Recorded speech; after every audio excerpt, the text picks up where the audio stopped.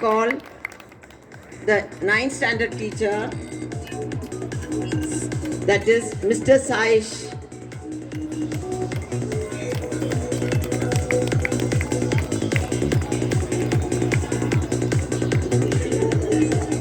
I call the science teacher for the high school, Miss Rajeshri.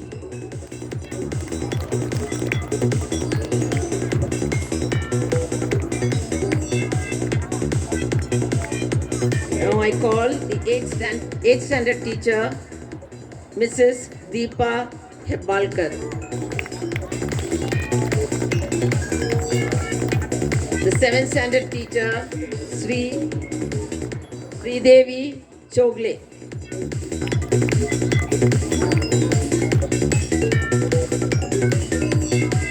Sridevi Chogle teaches maths for the high school. Sahish teaches science, social studies for the high school, and also Rajeshri teaches science for the high school. Now I call the 7th standard, the 6th standard teacher, Lavina.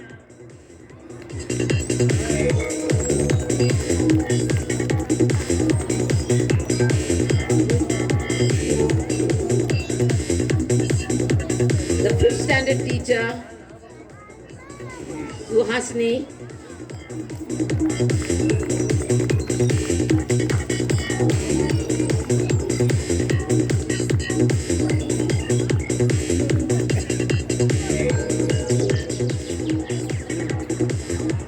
Sonali teacher, who teaches computers.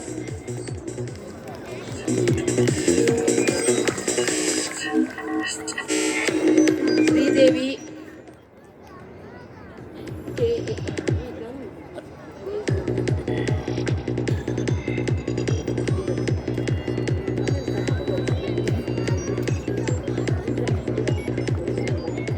Fourth standard teacher,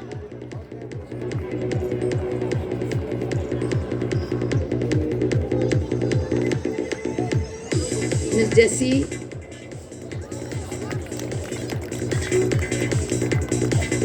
Fourth standard, again the B division teacher, Shubhangi. Third standard teacher, Neeta.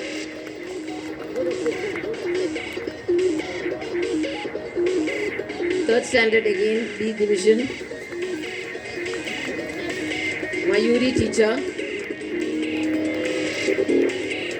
Then Rutika teacher, second standard. Jayashri teacher, second standard. First standard Vidya teacher, and first standard Sridevi teacher, that is Sridevi Honmani teacher. We have got 3 Sridevis in our school. Then comes the KG section, Lakshmi teacher, upper KG, Aarti teacher, LKG, Ashwini teacher and Gayatri teacher, nursery, Bhagyashri teacher. We have got a drawing teacher. With all these decorations, what you see is done by Shyam Sundar sir.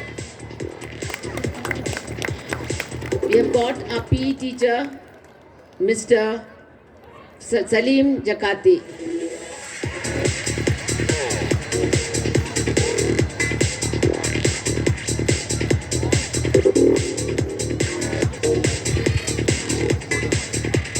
Our office staff, Mrs. Geeta Naik, Kundan Naik, and Pramod.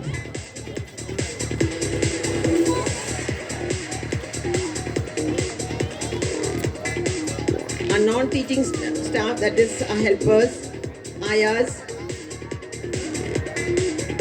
Rupa, Usha, Lagmava, Nandita, Uma.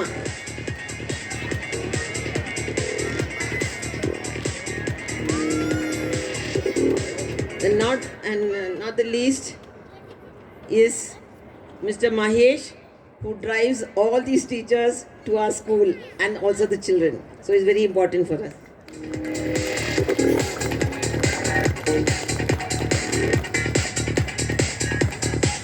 They are the ones who are behind the scene, who makes or your children into good citizens of our country. Give them a big hand, all of you.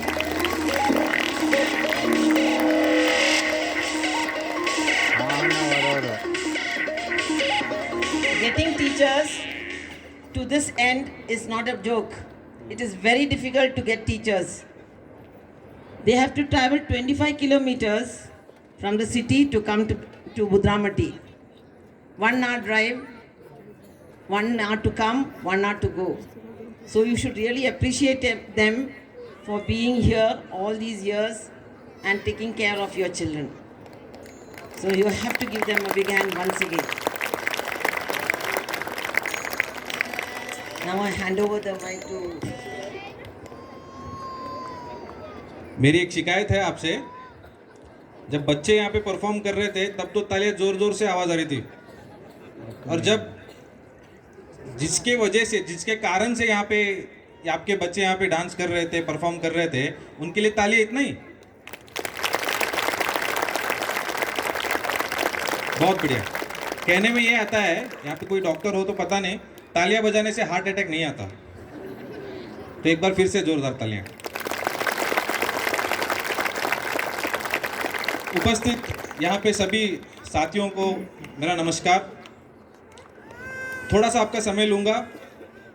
Jain युवक मंडल trust एक ऐसा trust जिन्होंने समाज की उन्नति के लिए काम किया है। यह 50 से भी अधिक वर्ष पुराना यह ट्रस्ट सिर्फ और सिर्फ एक ही उद्देश्य से काम किया है, वो है अपना सोसाइटी, अपना समाज का उन्नति कैसे करें। जैन युवक मंडल 50-60 वर्ष पहले सिटी में महावीर भवन नाम से एक भवन का निर्माण किया। उसमें सामूहिक कार्यक्रम जो कोई भी होते थे वो वहाँ पे उन्होंने करवाया। उससे जो कोई भी आय आता था, उस इनकम से, आय से उन्होंने सन 2000 में यहाँ पे 21 एकड़ का प्रांगण लिया। 21 एकड़ का प्रांगण लेने के बाद वो वहीं पे नहीं रुके। उन्होंने क्या सोचा कि समाज के उन्नति के लिए ही ये जो ज़मीन है उसको अपन को काम में लेना है। यहाँ पे जो कोई भी 10, 12, 15 ट्रस्टीज, उनमें से कुछ यहाँ पे भी है आपके सामने, वो चाहते तो कोई ना कोई बड़ा इंडस्ट्री यहाँ पे लेके आके खड़ा कर देते थे, कर सकते थे। कोई ना कोई पर्सनल इंटेंशन से कुछ ना कुछ कर सकते थे, लेकिन उन्होंने नहीं किया। उन्होंने सिर्फ एक ही मन में एक ध्येय रखा था कि समाज की उन्नति। तो उन्होंने सन 2003 में इस स्कूल का निर्माण करके यहाँ के रूरल एरिया के बच्चों के लिए, अभी हमारे आज के इस कार्यक्रम के अध्यक्ष जी ने बताया, क्या बताया कि सिटी में कुछ ही एकड़ों में, मुश्किल से मैं तो कहूँगा घंटों में स्कूल चलते हैं जहाँ पे लाखों की फीस होती है। कितना? लाखों की फीस होती है। वहाँ पे बच्चों को खेलने के लिए या फिर देखने के लिए मिट्टी भी नहीं मिलता। और आज इस ट्रस्ट ने 21 एकड़ के प्रांगण में कम से कम फीस में, मैं मार्क करना चाहूँगा, कम से कम फीस में, अभी 20-22 साल हो गए स्कूल को, और इतने अच्छे उन्नति कर रहा है और आप सबके सहयोग से कर रहा है। और जो आय वहाँ से आता है, आपका रेशो भी बताना चाहूँगा। हम जो भी फीस लेते हैं, जो भी 14 to 20 रेशो है, आज अगर हम फीस कहीं 14 to 15,000 लेते हैं तो उसके आगे भी खर्चा होता है। अगर एक बच्चे का फीस 14,000 लेते हैं, क्योंकि मैं समझता हूँ कि आप भी एक परिवार है, इस चीज़ को कमर्शियल नहीं है, तो मैं समझता हूँ कि आपको इस चीज़ को समझना चाहिए कि ट्रस्ट यहाँ के समाज के लिए, यहाँ के लोगों के लिए क्या कर रहा है। 14,000 की फीस में पर विद्यार्थी का फीस हम लेते हैं 14,000, लेकिन खर्चा कितना करते हैं? 20 से 21,000 रेशो है, कैलकुलेशन है उसका। और वो कैसे करते हैं? तो वही बात है कि वहाँ से भवन से जो इनकम आता है, तो इन ट्रस्टियों ने क्या किया है कि समाज का उन्नति करना है, हमें कोई इनकम कमर्शियल नहीं करना है इस चीज़ को। तो इस चीज़ को ध्यान में रखते हुए आज भी वो ब्रेक इवन तक पहुंच रहे हैं और सोच रहे ये कर रहे हैं कि कम से कम फीस में अपन इस चीज़ को कैसे कर सकते हैं। आप आपके दाहिनी ओर में इस बिल्डिंग के ऊपर देख सकते हैं, उधर वहाँ पे इसी महीने के 6 फरवरी को हमने सोलर वहाँ पे बिठाया। हर महीने 25,000 करंट का बिल आता है, कितना 25,000, तो उसके हिसाब से करीब करीब 3 लाख के आसपास करंट बिल आता है। लेकिन हम क्या सोच रहे थे, जब मैडम और हम सोच रहे थे, चर्चा कर रहे थे कि आने वाले वर्ष में अपन किस तरीके से फीस को इंक्रीज करना पड़ेगा, क्या क्या फैसिलिटीज़ देने पड़ेंगे, तो हमने सोचा कि कम कैसे कर सकते हैं। तो हमारे ट्रस्टियों ने इस आइडियोलॉजी को लाया और सोचा कि हम पेरेंट्स से ज़्यादा फीस बढ़ाने से ज़्यादा कम कैसे इस चीज़ को कैसे कर सकते हैं। तो सोलर का इंट्रोड्यूस किया और हर महीने अपन 25 से 30,000 रुपये अभी बचा रहे, तो वो प्रेशराइजेशन जो पेरेंट्स पे पड़ने वाला है वो कम होगा। तो इसके लिए तालियां बजा सकते हो आप। तो ट्रस्ट, आज देखिए हमारे पास साइंस लैबोरेटरी नहीं था, कंप्यूटर लैब नहीं था, प्ले इक्विपमेंट्स नहीं थे, बहुत सारी कुछ चीज़ें थे, ज़मीन तो थी लेकिन इक्विपमेंट्स नहीं थे, इंफ्रास्ट्रक्चर नहीं था। लेकिन हर वर्ष हम सोच रहे हैं कि जितना भी आए हम कितना बचा सकते हैं, उसको बचा के हर वर्ष हम 2 से 3 क्लासेस अपन बढ़ा रहे हैं। कुछ ही वर्ष पहले आप देख सकते थे कि परिस्थितियां कुछ और थी, लेकिन आज कुछ और है। और ये सब तभी हो सका जब हमारी मैडम, हमारा स्टाफ और आप सबका विश्वास हमारे साथ। हमारा ध्येय एक ही था कि यहाँ पे जो सोशल, यहाँ के जो एरिया के बच्चे हैं उनको अपन को आगे बढ़ाना है। देखिए टोकना मैडम के ऊपर मैं थोड़ा सा यहाँ पे ध्यान आकर्षित करना चाहूँगा। भारत की एक बहुत अच्छी संस्कृति है, क्या है पता है? टोकना किसी को अच्छा नहीं लगता, अच्छा लगता है टोकना? हाँ जी या ना जी? क्या सब चुप है?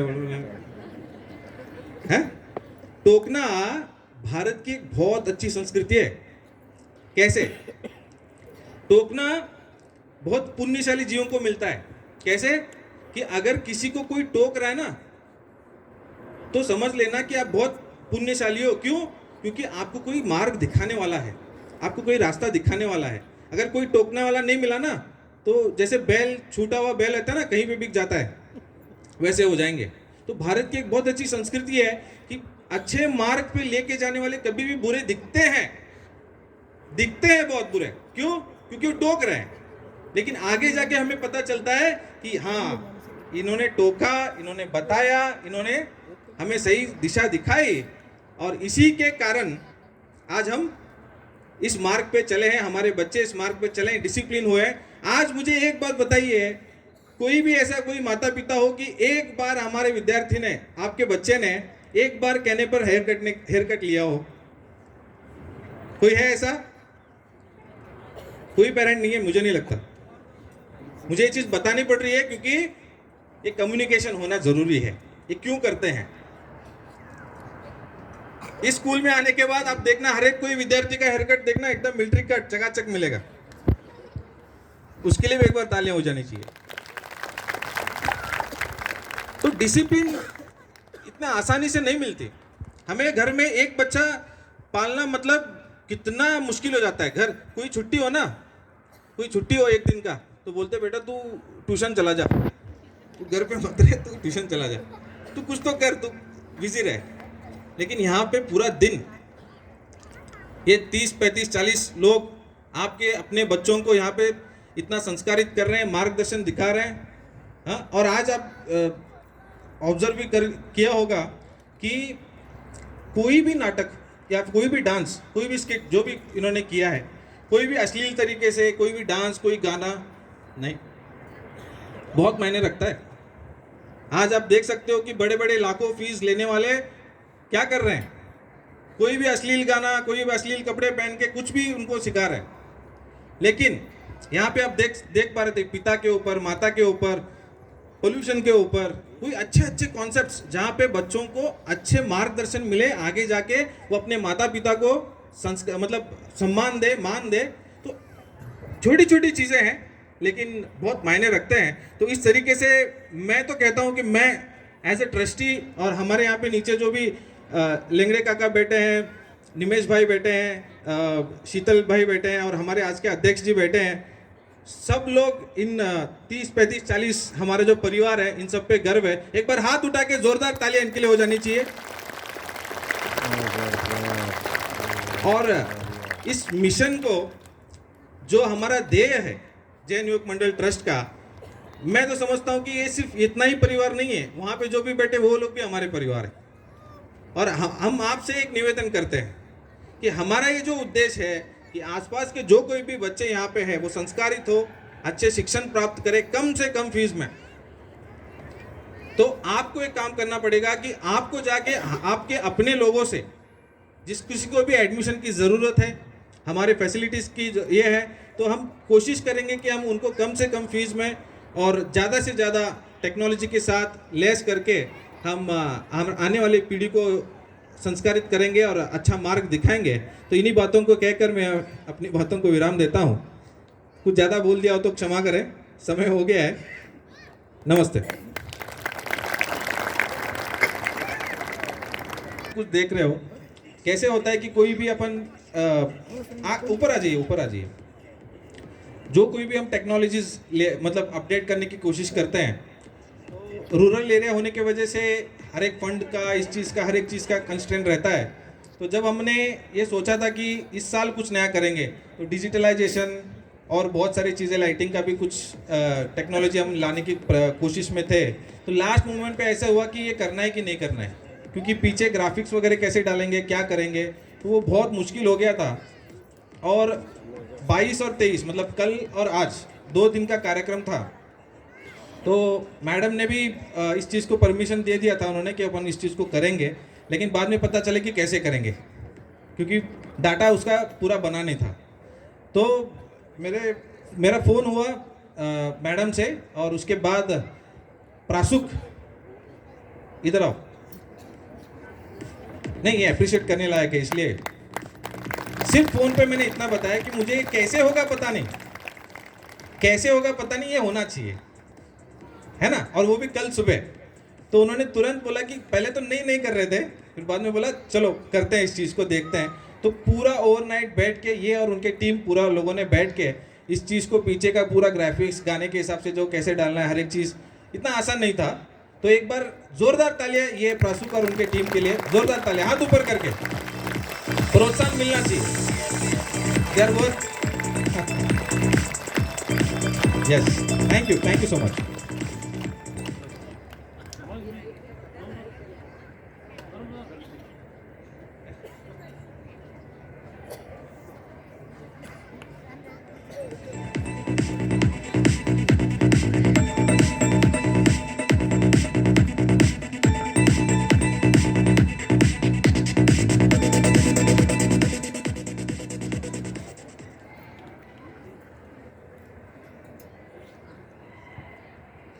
Good evening, everybody.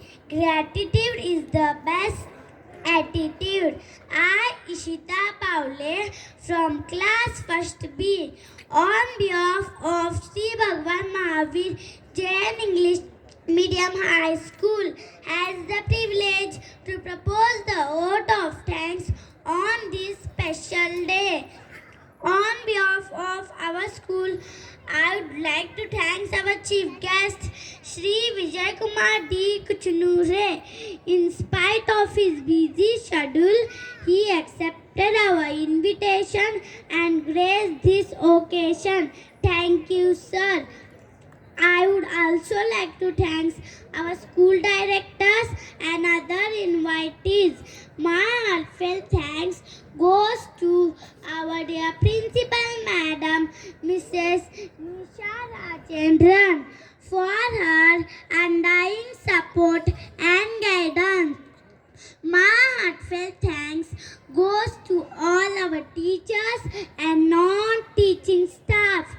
We should not forget to thank our teachers and our seniors, didis and bhaiyas for choreographing our dances.